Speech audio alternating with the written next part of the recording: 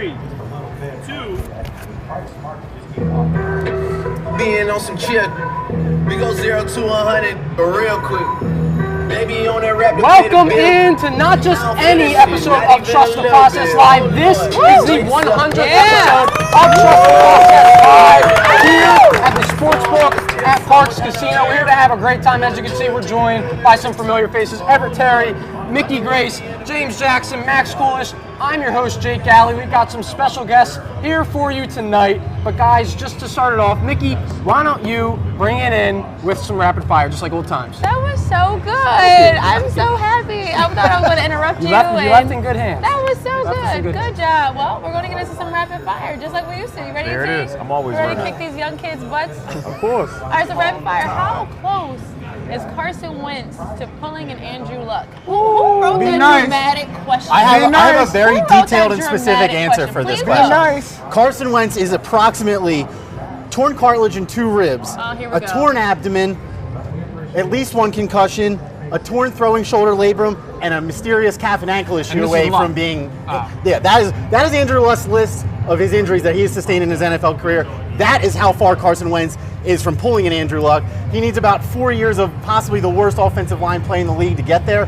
I have no faith. I have no faith that he will get there. I have no faith that he will pull an Andrew Luck. But that's what it will take. Right. Well, you have to worry a little bit because this is the way the game's trending. Guys are now retiring way earlier than we've seen. Not year 2 or 3. That's not a reality of the situation. Carson Wentz, look, I'm not saying it's going to happen on year here. 7. Like, let's be honest. Like this is what he wanted. He's a franchise quarterback. He's not just going to dip off. Right. I mean, Andrew Luck was the franchise quarterback, and to your point, Max, he's not. I mean, 7 years later. You act like Carson Wentz hasn't sustained major injuries even before his ACL tear and his rib injury last year. He had a rib injury in 2016 against the Bucks, broke his wrist in college. Like, he may not be close to Andrew Luck having to force a retirement, but I think he's close to having a career that's derailed a little bit. I think it's a little more likely that he pulls an RG3 than an Andrew Luck, because I just don't think Carson Wentz. It's not good either. Yeah, it's not good. It's not good, but Carson Wentz doesn't seem that kind of guy that will just completely walk away from football. He would want to be, try to stay in the league any way he could, because if he can't play, maybe he could help, and that's what kind of RG3 is doing right now. I like the vibes on that side of the table. I don't think that's realistic. Anybody thought Andrew Luck was going to pull an Andrew Luck. Right. But what you're starting to find out is the league doesn't care about the players. Safety doesn't matter as much as they stand there and they try to promote it. So guys are putting themselves first. When Jim Harbaugh left the San Francisco 49ers, you literally saw 5 guys from their team quit, okay? That were in the prime of their career. The biggest one being Patrick Willis, who at that time was the best middle linebacker in football. At 29. In the prime of his career. Yeah. What I'm saying to you is guys realize, you know what? I can get my millions, get out and still be able to get up out of bed at the age of 40 and walk around and know what my kids' names are by the time I'm 50 versus, seeing what a lot of these other guys with CTE issues and other things are doing in their 60s and 70s. Do I think Wentz is at that point? No, because he's several years younger than Luck. But let's not act like Carson Wentz is a pillar of health. He hasn't been healthy since grade school, okay? The guy gets hurt getting out of bed in the morning, and the biggest issue is he's not going to be healthy this year. He'll get hurt, have some mysterious injury. He'll miss games. He'll miss games next year and years after because he has a hard time staying healthy because of the way he plays football. Is he going to pull a Andrew Luck this year? No, but if he goes 3-4 more years of serious injuries, hard concussions, it's not unlikely. It's just not. And since we're making the comparison, do you guys think if Wentz were to retire early, he's at the preseason game, is he getting booed walking off the field? Definitely not. I would nobody say no. would hope not. No way. And that was wrong. That was super terrible. wrong. And anyone who thought that was okay or valid. Lazy narrative popping back up. Colts fans are no better than Philly fans now. We threw batteries at Santa Claus or snowballs at Santa Claus. Why Actually, would you snowballs why bad. always I got bring that up? that was almost 50 years ago. Yeah, but I'll never Let it forget go. those fans. All right, Let's go with that. I'm going to take that and I'm just going to move on. So, will the Phillies fire Gabe Kapler? Logic, and anybody with a brain says yes, but the answer is no, and here's the reason why. The Phillies, for all that it's worth, have one of the worst run differentials in baseball, yet are above 500. There are teams with better run differentials than the Phillies that are not at 500. So when you look at that, at some point, as much as you killed Gabe Kapler for his in-game moves and putting guys out of position and a lot of ways he manages the game and post-game press conferences, you got to give him credit for the fact that he's overachieving with a team where his stars are not hitting the ball. And Matt Klentak didn't give him guys that could throw beside Aaron Nola. He's got literally a bunch of us up there in Aaron Nola. That's it. And everybody that they depended on their bullpen is on the IL. So Who do you blame when you don't have anybody to throw out there in the 6th, 7th, 8th, 9th innings? And who do you blame when you can't trust any confidence in anybody? Listen, the Phillies were up 7-0 against the Miami Marlins with Vinny Velasquez. And before the game was over, I said the Phillies will lose this game. And not only did they lose, they lost in stunning fashion. Because it wasn't just Velasquez getting hit around, but everybody else. That's the problem. You can't fire him for that. I don't know if I 100% believe that he actually predicted the Phillies were going to lose that game. Oh, I did. I did. I mean, I don't like any stuff Velasquez says. Lose every game of the year. That's what I'm saying. Right. But to your point, I mean, 6 pitchers out of the bullpen on IL, including the guy you went out and got, and David Robertson. He's kind of just. He's not going to play next year. He's on a missing poster, right? So we have to deal with that. Interchanges and even I think the injury to Andrew McCutchen is a little bit bigger than people realize. It was so long ago, but he was the top of that lineup to set the table, and when he was hitting, the rest of the lineup was hitting. He goes out, and now not only is there a hole at the top of your lineup, a hole in your outfield that you're trying to scramble to recover, and then you go out and get Jay Bruce, who also gets hurt. So all these changes, and I don't think you can pin it on Gabe Kapler, as you said. Now, if they have a full healthy roster going into next season, at this point in next season, they're still at this point like barely over 500, a game and a half out of the wild card. Gabe Kapler might not see a job, but I think right now it's a no-go. You got to let a manager have a new team and have it fully healthy for at least a year or a year and a half to fully see what it's like. I think ET actually made a great point. Don't say that a lot, especially when it comes to Philly sports stuff. Oh. But the fact that Kapler has kept this team afloat with the resources that he's had is in itself kind of impressive, but there is no denying that he messes with the lineup too much. There is no denying that he gets in his own way sometimes. But then on the third hand, if you're growing one, he has no pitching. He still has no pitching worth. He hasn't had starters to work with all year. I shouldn't say that. He had kind of starters to work with in the beginning of the year. That's faded. He's had no bullpen to work with all year. If your starters are going less than 5 or 6 innings, at that point you're almost expecting the game to be over. So do I think they will fire Gabe Kapler? No. Do I think they should? Probably not. But I can definitely see why you would make the argument. You got to fire Clint. Well, I just think there's like you guys have said, there's nothing else that he can do, and actually he's done a pretty good job with what he's been given, the hand that he's been dealt. I think they're definitely going to keep him. I just don't see any other option. Yeah, that's true. So we're going to move on to a little Sixers. How many All-Stars do you think the Sixers will have this year? How many did they have last year? 2. That's how many they're going to have this next year. How many roster spots do they have? That's how many.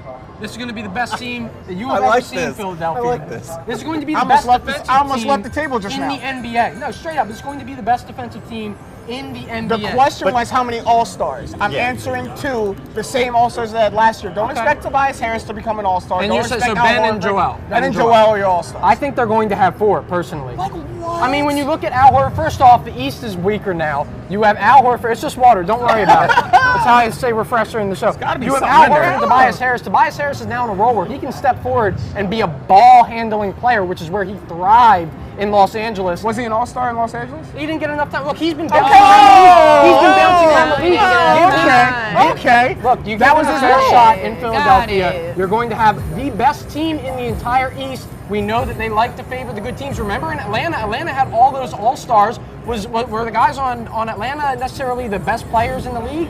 No, but they were a really good Atlanta team. also had the best record in the NBA. Exactly. I think your optimism is going I think to to Jake's point, ruin the only you. way that it gets over too is if the Sixers do something really weird like that Atlanta team. They need to be miles ahead of everyone record-wise. The big 3 of Tobias, Joe, and Ben, and then the +1 of Horford all need to be contributing enough to where there's not a huge discrepancy between them. I think Horford would need to overproduce based on what we all would expect from him, and maybe Simmons and Embiid need to take a little bit off the top so that can evenly be distributed so they have the numbers to catch eyes. But I think that's really the best case scenario, I think, too. Listen, yes or no? Listen, we are sitting in Sportsbook. Clearly, guys want to lay silly odds. Parks, we got guys wanting to donate money in here because there's no way that the Sixers have more than 2 All-Stars. And I don't even think they get 2, to be honest with you. I think they only get 1 because one's not going to play enough games. That's my answer. I think I give 1 because Kawhi That's is. real. So we already know Jake's answer based off of his previous one, but who has a better chance to win it all this year? The Sixers or the Eagles? There's not a non-option. Oh, there's not enough. No. So I'll give the Sixers the better chance to get to the finals simply because the East is very, very weak. I don't think that they beat any team in the West, any of the top 3 teams in the West. But I have them the best chance to get to the finals if you're comparing them versus the Eagles. I think that Carson Wentz will miss enough games that the Eagles won't get to the Super Bowl. They need him to be healthy for 18 weeks. It's hard because ET's predicting injuries. Like I don't ever want to predict injuries. But what I will say is I want to give the slight edge to the Sixers because in both cases, one of the biggest problems for their teams lies internally, not externally. The health of Carson Wentz, the health and well-being of Joel Embiid, and the perimeter play of Ben Simmons. But what gives the Sixers a slight edge to me, in my opinion, is the fact that their best players have playoff experience. Not crazy deep playoff experience, but playoff experience. Carson Wentz has absolutely none. So if you're looking to who's going to win the Super Bowl, who's going to carry it all the way, I'm going to go to the people who's at least been to the preliminary rounds, and that's Ben and Joel for the Sixers. All right, if we want to talk about experience in the playoffs, as far as I check, there's still a lot of members from Super Bowl 52 on that Eagles roster. Still a lot of people on that Eagles roster that have title experience. Not just playoff experience, we are talking title experience. I love the Eagles this year. I think there's no doubt that it's picking straws at this point. Both teams have, let's be honest, probably a better chance than the average team in their respective leagues to win their title. And here's what I'll put it, and this is it's as simple as this. It's a Carson versus Joel question. Who's going to stay healthy? If they're both healthy, they both have a really good shot. I think Joel has a better chance to stay healthy, unfortunately, based off Carson's track record. So I guess I think forget that we won the Super Bowl with our backup quarterback? Yeah, you're not winning it with Nate Sutton. Are you kidding me? We're stopping the backup quarterback. That's like saying Mega Millions or Powerball, which one do I have a better chance of winning? Yeah. You're basing their success on the health of two guys that can't stay healthy. You are so Good pessimistic. luck. I'm being honest. The most important position in sports is quarterback. We're bad. Quarterback has no playoff experience. Nick Foles had playoff experience, so like. All right, well, thank you guys for all of your contributions into Rapid Fire. So this is our 100th episode. If you weren't aware, 100. It was a long journey, and we are going to take a really quick look at that journey right now. Hey, you guys. Welcome to Trust the Process Live from My New Philly. I am your host, Mickey Grace, and these are my co-hosts, and they're going to introduce themselves. I'm Everett Terry. You guys know me, Sports Talk Terry. Listen, Perry, don't take this personal this week. It's all good. I'm Perry Liss. I wouldn't want to be out of this week either. Oh, God. Performing shooting guard who doesn't really shoot that well. Right. It boggles my mind. I don't get it. Okay, so I'm going to take devil's advocate here, and I'm going to go with a different approach. Oh, who's surprised? Hey, listen. Like our fan base, we don't want it to be, like the Cowboys fan base. You know what I mean? Oh. And wait till the whole season to run out of gas. We don't want you to run out of gas, all right? That would have worked a lot better if we tested it maybe before. This man played over a decade in the black and orange. And over 80 points this season. Look at that. Welcome to Trust the Process, Ryan Cobb. Hey, Rob. Hey, how you doing? I'm good. So, you guys ready? You guys don't want to say hi? This is the first time we say hi on camera. Here at Blitz Bow Ties and Bourbons, Malcolm Jenkins' annual fundraiser. We're so excited to be here. He definitely can't play 3 times. Speaking of which, they will, I would say, 20 million? They will, well, that's ridiculous also, okay? Okay. We're going to give Sam Bradford 20 million, but we're not going to give Case Keenum. Like, Tell us a little bit about your auction item tonight. What are you going to do for those lucky people? To bring experience, the B-Hop experience where they eat dinner. Thank you for joining us today, and welcome to Embiid Cranial Realty. As we know, Joel Embiid does own real estate in the minds of many NBA players around the league. So why don't we take a look at some of our most coveted properties? Yeah, this is our Oklahoma residence, a very valuable spot to be at. Carson Wentz is not a bad guy. Actually, Carson Wentz is a pretty good guy. People have the impression I'm out to get him. There was things that I've written in the past, like the Eagles just became the Cleveland Browns. That was written before Carson Wentz was even drafted. Right. For those of you that don't know, I think everybody here does, I had a 3rd son. Thank you, everybody. Doing an army over there, man. If I have some bags under my eyes or seem a little tired or said anything incorrectly, it might be because I don't sleep anymore. My wife sleeps less than I do, and my mother-in-law is living in my house, which I love her. Thank you so much for living there, Mom. It's great. Not annoying at all. What is up, everyone? Welcome into another edition of Trust the Process Live. What a time it is to be a Philadelphian. Oh, Wow. So sentimental. It's been such a Yeah, we were journey. looking good in those old clips. We look young in those old clips. It's been a long E.T. way. looks like an English professor at a community college. Congrats on your 100th episode, though. Thank you. Y'all should be Appreciate proud. Thank you. Yeah, y'all should be proud. Well, since we have some OGs now, all the babies have gone back to their nursery for a second. I'm here to introduce Danny. Danny, we love you. Thank you so much for joining us. Glad to be here. Yeah, absolutely. Yes. Thank you. Thank you. For our 100th episode, I couldn't think of a better person to be here. Appreciate it. We're going to get into some truth or no. Let's do it. So I just need you to tell me if these are true or not. And there's a hint. ET thinks none of these are true. Okay. So You've never been on a show with Danny. You'll see. Let's go. oh man, am I in the wrong seat for this? Probably. Yeah. All right. Sorry, Mick, I'm over here. Support crew. Dang. Okay. Carson Wentz will be healthy for the entire season. Truth or no? Hell no. He's going to be healthy for the entire season. My God. You know what it is, though? But this is what I think, though. They have surrounded him with a bubble of offensive deliciousness. Yep. Because what they're trying to do is force him not to run with the football, not to try to make plays without throwing it. So they're helping him out with that 12 personnel package where you got Miles Sanders or Jordan Howard back there along with those 2 stalwart tight ends and all the position players, the skill players on the outside. Everybody. So they're giving him outlets and opportunities to get rid of the football so he doesn't have to worry about getting the pressure. And I'm tired of you giving me that side eye. I know you got something to say, Mickey, but I say no, he won't be healthy. Oh, ye of little faith.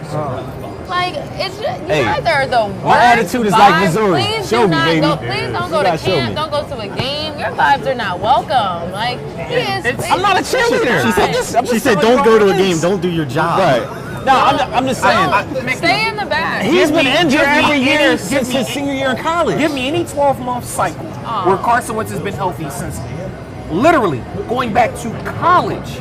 Give me I any can't 12-month do cycle. that. And if I you can't can't, do that that. speaks to the point. Why is it that if he's been doing the same thing every single year, you expect something different this year? He's only getting older, and he's going to continue to take hits.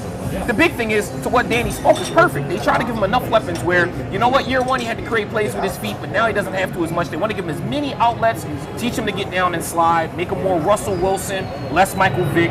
The big thing that I see is Doug Peterson is trying to do what Andy Reid did to McNabb. Because when McNabb first came to the league, he was running around, creating all these plays with his feet. Then he broke the ankle, and they tried to turn him into a pocket passer. Well, Andy Reid didn't do a good job because Todd Pinkston and Nah They gave him Brown and no all weapons. those nonsense No receivers. weapons. They gave him Brian Westbrook, and that's it. But you all people, as a football player, should know, it's not like riding a bike. You can't just go back out there and expect to pick up where you left off. So there's going to be some rust when he starts That's the season. fair. And rust, and However- you try to overcompensate for things, and that's going to lead to probably him putting himself in harm's way too. And as a football player, the difference in mindset and how, hopefully he has the right people behind him and teaching him how to get over on that, because I trained a bunch of the defense who were injured in previous years and who are coming back for the first time. We're seeing a few people come back this time, and I'm excited to actually see how those people don't play like they're hurt. They don't act like they're hurt. They don't operate like they're hurt. They've always been healing, and they're not going to get hurt. And I don't want to expect Carson Wentz to either. I don't want to expect it. You're asking me You said true hell or no. You said true No, or get no. out of here. Next. I'm saying no. Next. Yeah. I got to agree. Everybody in the NFL isn't healthy for an entire season. Injury-prone pass aside, Carson Wentz could have never been to the doctors a day in his life, and I probably would still say he would get hurt in this NFL season. So the Eagles won't win the NFC East? I didn't say that. No. Getting hurt doesn't mean you miss the whole season. Okay, so I tell don't me. think that he plays 16 games plus any playoff games. I don't think he plays every single game the Eagles play this year. That's all. Okay. I got faith in Dolph Lundgren too, aka Josh McCown, as the backup quarterback. I must break you. He's been sitting on that one. Yeah, the backup quarterback means something. Am I right? It does. Just who? But You're talking to the right city. I would rather it be Nick Foles because he knows the offense well and has the familiarity. But at the same time, I feel like Carson Wentz and the Eagles can win the NFC East because it comes down to quarterback play. And the only other viable quarterback that's in this division is Dak Prescott. I'm not scared of Case Keenum. I'm not scared of Eli and whatever the heck the Giants are doing. So what? The Eagles got to get to 10, 11 wins. 10, 11 wins. They can get that with Carson Wentz missing maybe 2 or 3 games somewhere along the way. So if he misses 2 or 3 games, then I agree. The problem is I think he misses 4 or 5 games and they don't, because that's where they're going to lose it. He'll miss a chunk of the season where he'll come back, he'll be hobbled, they'll slow play him, and they're going to be chasing the Cowboys. And you know when it's going to matter? They're going to lose the season tie with Dallas. Without Zeke? No, Zeke's going to play. Stop it. Zeke will play this year. Zeke won't miss any time. Jerry knows this is his window. He won't miss any time at all. That's a bold prediction for a guy who just got publicly disrespected But even by if he doesn't miss time, do you expect to have the Zeke that you've seen dominate? Once he's paid, he's going to come out there and run like a monster. No, he's unhappy. No, you don't just bust that out. Nah. Listen, every negotiation's bad. Every negotiation when guys want money before they're due, is bad. There's never been a situation where a guy outside of the quarterback position wanted to get paid before his contract was up in negotiations where, yeah, sure, we'll pay you, no problem. Come over here and we'll just bump our salary cap for you. Every team tries to lowball guys. But how about standard of numbers? How about the fact they paid Jalen Smith? Jalen Smith's defense. Wait, okay. He's a monster. He's a monster. He is, but Zeke is asking for money, and he's been a monster too. He's also a year and a half early on his deal. And he's a running back. And it's he's a running back. Right? Offensive line more than anything else, right? Yeah. Okay, so truth or no, the Eagles should trade for Jadeveon Clowney. Nah, they don't need to trade for him because to me, they're building themselves as an offensive team. I know they lost Michael Bennett, a guy who was killing for them. To me, between Brandon Graham, return of Derek Barnett, they can make their way, and they're getting an interior rush with Fletcher Cox and Loco in the cut. My guy Tim Jernigan. Yeah. Timmy Jernigan and also Malik Jackson. Yeah. So they're getting that from Philly guy who's coming back in town and kind of want to prove himself. So the interior rush is what they're focused on. The edge they'll do what they do there. A guy like Jadeveon Clowney, are you going to pay him? Are you going to give up a first-round pick? I think the Eagles are doing themselves a great service by stacking the running back position and having viability there. And maybe because the Texans lost Lamar Miller, there'll be a trade piece there that they can swap maybe with them. But at the same time, I'm not breaking the bank to bring Jadeveon Clowney in or overcompensating for the fact that he wants out and they're in that situation. I don't think you have to break the bank to get him. I think the Eagles should trade for him, and here's the reason why. The NFC is wide open. It's wide open. Windows to win Super Bowls aren't very big. You look at San Francisco's window, they thought they had all those years when they got Colin Kaepernick, it shrunk very quickly. Seattle, Legion of Boom, they went to 2 Super Bowls. You thought they had a huge window because Russell Wilson was entering into his prime. Their window closed quickly. The Eagles are coming off the fact that they were in the Super Bowl and minus the injury to Wentz. Is Jadeveon a difference maker though? On defense, he's very disruptive. Is he J.J. You Watt? told me he doesn't have a great motor. Agreed. So if you bring in a guy who had no training camp he just needs to be a specialist, and I think he only needs to make 2 or 3 plays a game for that. But I don't. 2 to 3 plays a game. I think it's just a matter of having a spoil of riches. It's like the Eagles are probably the deepest defensive line in the whole NFL anyway. Do you really need to add adding Jadeveon Clowney will make that unit better because he's a better player. But how much is he really gonna do? In the grand scheme of things, Schwartz likes to rotate guys in and out to keep them fresh. That's one. Number two, he needs to learn how to blitz. Is what he needs to learn. Well, that's true. But the other piece too is if the Eagles are playing from ahead, and that's the plan because they want to be an offensive team. You give a guy like Jadeveon Clowney where he can literally pin his ears back and just charge the quarterback. He doesn't have to worry about stopping and run. He only has to make 1 to 2 plays a game. He doesn't have to make 15. I'm not giving up a first-round pick for that. You don't have to give up a first-round pick. Listen, the Texans just lost Lamar Miller. You also know that they need a wide receiver because Will Fuller forever gets hurt, and all they have is DeAndre Hopkins. You go ahead and you give them Nelson Aguilar, put a piece together. Listen, I'll give them Big V. I know a lot of people love him. I'll give them Big V, Nelson Aguilar, and a conditional second to go get Jadeveon Clowney. To me, because again, listen, what is Derek Barnett showing you? He was a first-round pick. What's he showing you? Is he worth a first-round pick? Anytime I hear the Eagles' offensive line these days, I just keep thinking about the ESPN body issue because the whole offensive line is going. You heard about that? No. No, we're on the right side of the table. First one, I got you. Yeah.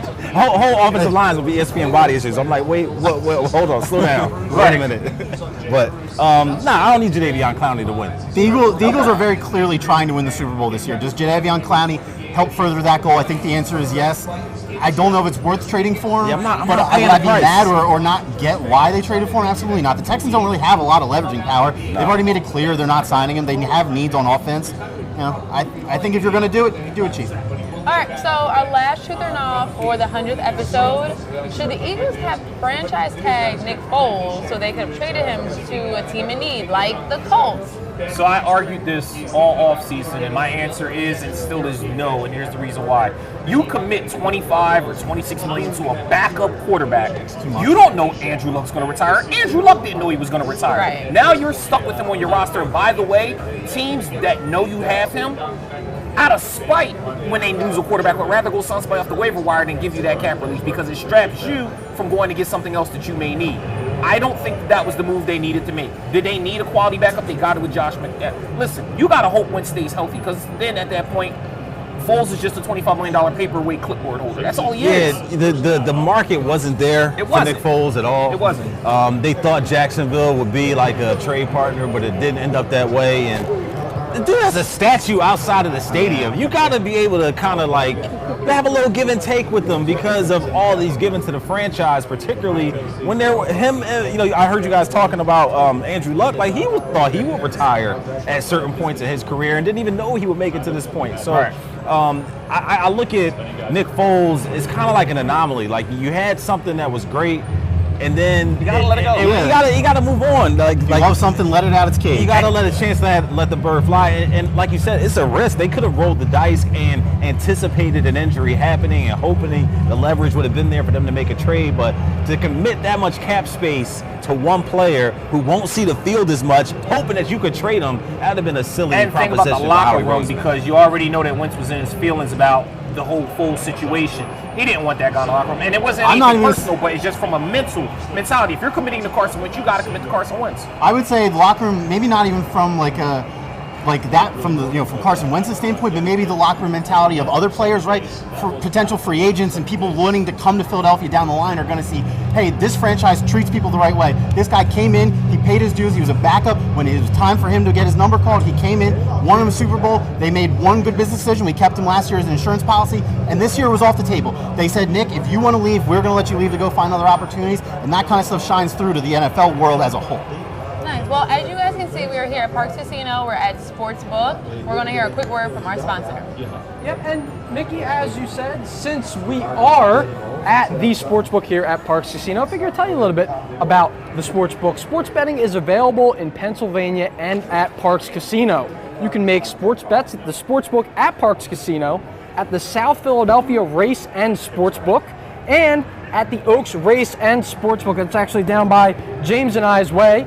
And you can expect to bet in all your favorite ways: spread, money line, over-unders, props, parlays, teasers, really anything you could hope to have. And they also have all your favorite sports available too, including pro and college football, pro and college basketball, baseball, hockey, golf, soccer, MMA, whatever you want, they have it. Additionally, you can bet online via the Parx Casino online sports betting app, which is available in the Apple App Store via direct download for Android devices and Macs and PCs. There you have it, folks. I mean, they've got a great array of stuff here that you can bet on if you like sports betting. But now we're going to get into a segment called Keep, Trade, Drop. It's pretty straightforward. You keep one, you trade one, or you drop one. We're going to list the different categories. Okay. And I'd like to welcome onto the show our friend D.Rey, Darryl Reynolds. Former notable Wildcat. And guys, our first category is going to be Philly radio personalities. So here are the three that we got: Mike Missinelli, Angelo Cataldi, Howard Eskin. What do you guys think? I mean, I feel like to keep one, we're just keeping like the lesser of three evils right here. So I'm gonna go first. I'll keep Mike Miss. I'm just gonna go order. I'm gonna keep Mike Miss. I'm gonna trade Angelo Cataldi, and I'm dropping Howard Eskin from the squad. I'm dropping. I'd say it's probably a popular answer. Keeping Mike. I gotta switch that drop and trade though. Why are you trading Howard? You think Howard got any kind of trade value in any other market? I hope so. I just Cincinnati. I don't know. I'm joking. But no. I've always liked his work, so I gotta keep him. Yeah, and you know, and I think I have to agree with D-Rey here. While Howard Eskin, he's not my favorite guy on the radio. His son is great though. Spike, we love Spike. We love Righteous Ricky Sanchez podcast. Shout out to those guys. But all three of these guys are hardworking guys, professionals in the media. I'm not gonna say anything bad about them. Yeah, they've earned their stripes. Those are hardworking guys. No Howard got a pick no card in his locker room. Right, absolutely. So those are guys who maybe don't get the best rap in Philadelphia. We're now going to move on to guys who are beloved in the city of Philadelphia, former coaches, and we're going to list them off: Doug Peterson, Billy Cunningham from the '83 Sixers. He also played for the Sixers, and Charlie Manuel, who is now back as a coach. Got to keep one, got to trade one, got to drop one. D-Rey, we'll start with you. I don't want to trade Charlie again. I don't want to find out what happens if we trade Charlie one more time. So I'm keeping Charlie. Okay. I gotta drop Billy. So you're dropping Billy and trading Doug. Yeah. So trading, and here's what I'll tell you: Doug Peterson, he's gonna bring back some value if you're trading away Doug Peterson. And that's why I'm trading him. Right. I can get something for him. Right. Billy's not even around the coach anymore, so maybe that's a good thought process. The game has changed a little bit. I think if Billy saw Joel Embiid chucking threes, he might have a little bit of a heart attack. He might go. We don't want that at all. It's pretty simple who I'm keeping. We saw Chuck Manuel come back to the Phillies, and all of a sudden it was like a different team night and day. Exactly. If the Phillies ever get rid of Charlie Manuel again, it might be an uprising in the city. So I'm keeping Charlie Manuel. I'm going to trade Billy Cunningham. He was a really good coach in his heyday with the Sixers. I think he can get a lot. And you already know how I stand about Eagles coaches and Eagles players. So Doug Peterson can walk. I'm sorry to hear. My guys, you got to keep Doug Peterson, don't you? He brought the hardware to Philadelphia. He did. Something that was ultimately freeing for all Eagles fans. He did. He can wear it as he's walking on the side of the road for me. That's crazy, man. That's how the Buccaneers fans treat their coaches. That's all you got to know. Yes, that's how we treat our coaches. But the next grouping, I don't think you could say a bad thing about any of them. Why? Because they're mascots. They're meant to keep you happy. We have the Fanatic, Gritty, and Swoop. I have a feeling you may be anti-Gritty from that. I'm not anti-Gritty. He's nightmare fuel. Exactly. I love Gritty, but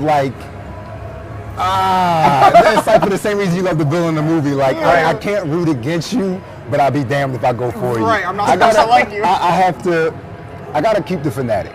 I gotta keep the Fanatic. Actually, I gotta keep the Fanatic. I'll trade Swoop. I gotta drop Gritty, man. I gotta drop Gritty. I gotta drop Gritty. He's a newcomer, right? Exactly. He gotta pay his dues, but it's just, you get a couple more hours of sleep. I gotta drop Gritty. Peaceful sleep too. Exactly. I'm gonna keep the Fanatic. I'm trading Gritty and I'm dropping Swoop. I'm keeping the Fanatic because the Philly Fanatic is the best mascot in sports. Forget baseball. Yes. He might be the most recognizable, most iconic mascot in sports, and I love that he's playing for my hometown Philadelphia Phillies. So I'm keeping him. I'm trading Gritty because yes, he's nightmare fueled. Yes, my little brother looked at Gritty and got real scared.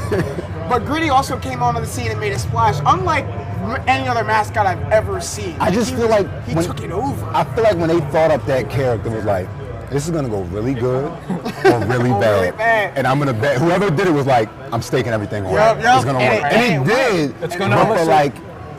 Here's the thing, that mascot itself, you could make that mascot, keep the same mascot and put really any team color on it, and it'll work for that team. So he got huge trade value all over the NHL, and then Swoop can go fly away somewhere. Well, I don't know if you guys remember it. I believe it was the Clippers they brought out a new mascot, and it literally made children cry. Chuck the Condor. They were terrified of it. They redid him, and then I thought it was a dodo bird. It looked like a dodo bird. Condor, dodo bird. But it was pretty scary. They ended up redoing it. Hopefully they don't do that with Gritty. I like Gritty. I would say you have to keep the Fanatic, trade Gritty.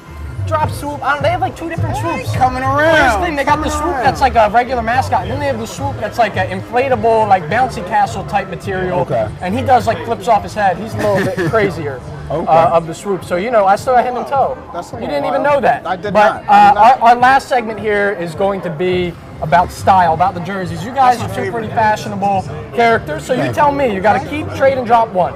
We have the powder blue uniforms for the Phillies, the new cream-colored City Edition jerseys for the Sixers, or the classic all-black for the Eagles. James, why don't you start us off? The new cream, because didn't they have a cream City Edition like a couple years ago? It's the one that looks like parchment. It has like the writing and the stars around in a circle. Okay. Well, if you guys had to guess which one I'm going to drop, which one am I going to drop? Cream City. Well, no, he's a big-time Eagles hater. I'd have to say that irrationally you're going to say the all-blacks. Oh. Yeah, I'm dropping He's the a hater. all-blacks. You gotta understand the I'm mentality. keeping the powder blue Phillies jerseys because even the style alone, I mean, they won a World Series in that one, one of their only 2 World Series in those jerseys. That's a championship jersey. Yeah. I'm gonna, I don't even really mean it, but I'm gonna trade the cream City Edition because the Sixers have maybe the most amount of jerseys, the most jersey array in the league, and there are some teams that are sitting on a home, away, and an alternate, and that's it. Yeah. So they could use a nice little cream, nice little City Edition in their palette, and then, I mean, the Black Eagles jersey, it's a Black Eagles jersey. It's not really that special about it, so I love that Black Eagles jersey. Yeah, I'm keeping that one. You're keeping that I'm one. dropping the cream City. I do not like that jersey. I'm sorry. I am not a fan of that. Some hit or miss ones. Yeah, man. Yeah, and it's those powder blue, they got some story behind them. So I feel like you can get something for them. What the Sixers need to do and stop drawing is throw that alternate Ben Franklin logo on a jersey somewhere. Man, they have it. I think they have it on the court somewhere, if I'm not mistaken. They do have it on the court somewhere. And it needs to be on the jersey. It's one of the freshest, like, alternate logos there is out there. Really, you can't go wrong with any of these jerseys, but those watching, let us know if you had to keep, trade, or drop one of these jerseys, the powder blue Philly jerseys, Cream City Edition Sixers jerseys, or the all black Eagles. Share the show, let us know, have your friends tell us who they think they would keep, trade, and drop. But before we move ahead, we're going to take a look at some of the highlights from the past 100 episodes of Trust the Process Live. Enjoy. On the road to victory. Come on, ready, let's go! E-A-T-L-E-S, Eagles! Governor, so are you ready for some football? Because we have some football questions to ask you. Sure. I predicted that if the Philadelphia Eagles made the Super Bowl, I would buy an Eagles jersey. And if they won the Super Bowl, that jersey would be one Mr. Jalen Mills. So what's up? Philadelphia Eagles are the 2007 World champs, baby! When we came back in 2016 from the national championship, you know, we were coming up 76, and it kind of spooked me a little bit. It kind of looked like, remember the OJ trial when he was like going, and everybody was like up holding signs over the street. You know, that's how it felt. But I can't. got her. Hey! Happy birthday! Was last Friday. Happy birthday! Oh my God, it's a football! Look at the balloons! I just started my underwear modeling career, but I look smooth. I have a brand new bag. I look clean out there. And I love being part of that process. I'm going to trust that process. Nice. Live. Yes, live. That's right. Hey, here we go. Over. Definitely over now. That's I think yeah. There it is.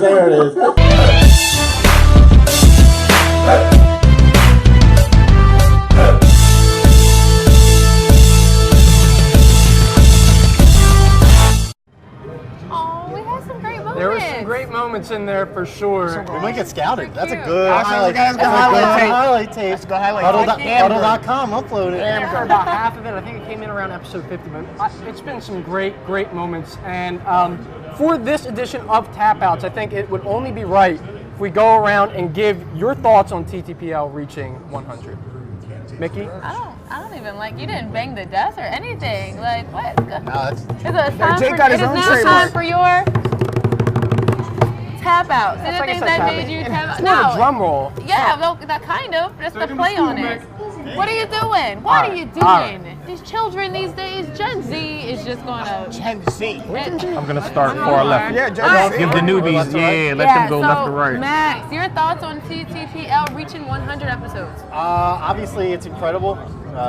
From episode 0 to episode 100 it's been a hell of a journey. Glad to share it with everybody, no matter how many episodes you've been around for.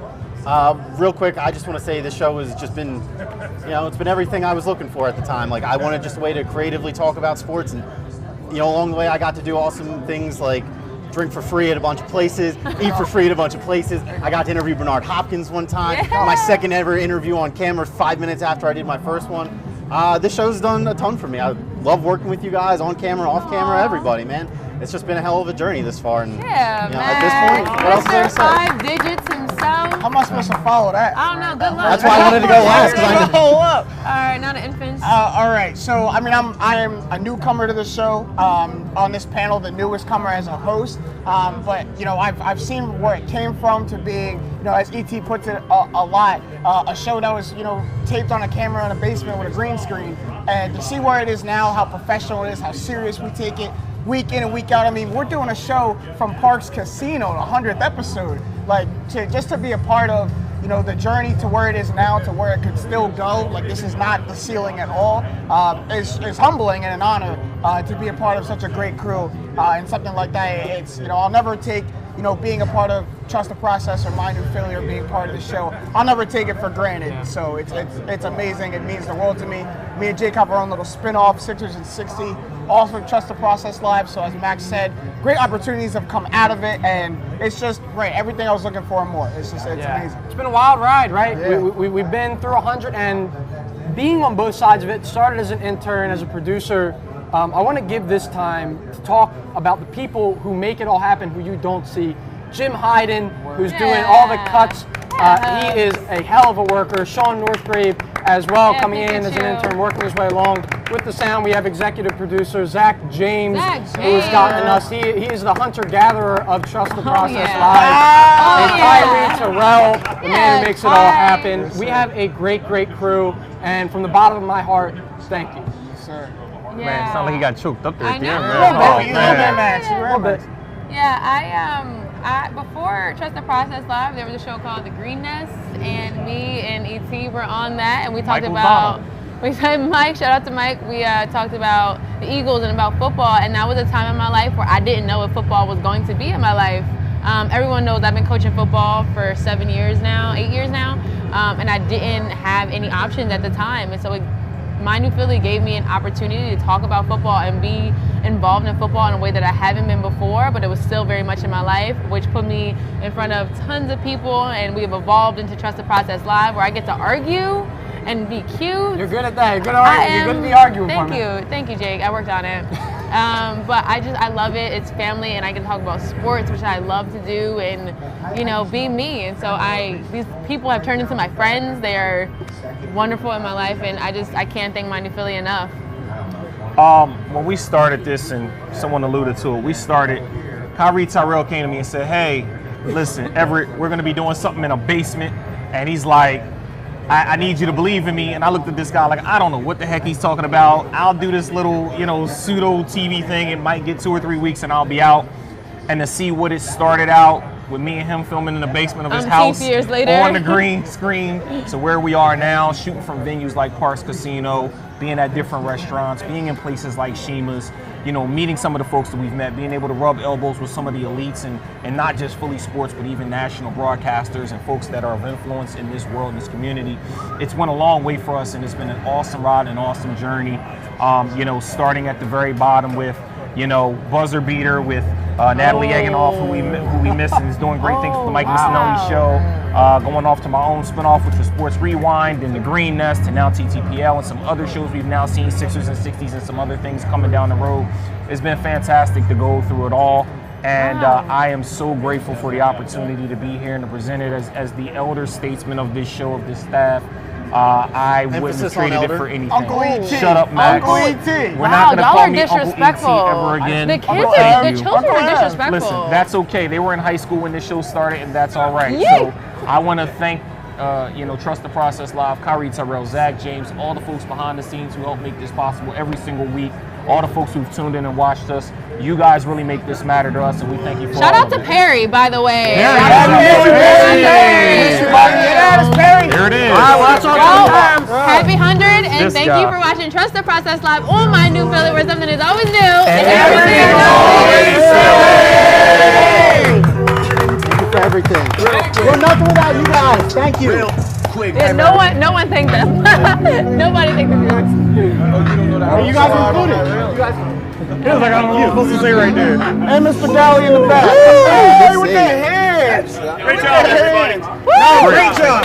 Great job. Hello, everybody. D.Rey got roped into some producing work You guys here. are such little children. Little babies. Oh my God.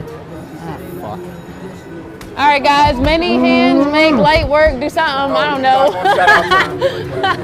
All you guys clean up while I leave. We're going on my phone and then leave.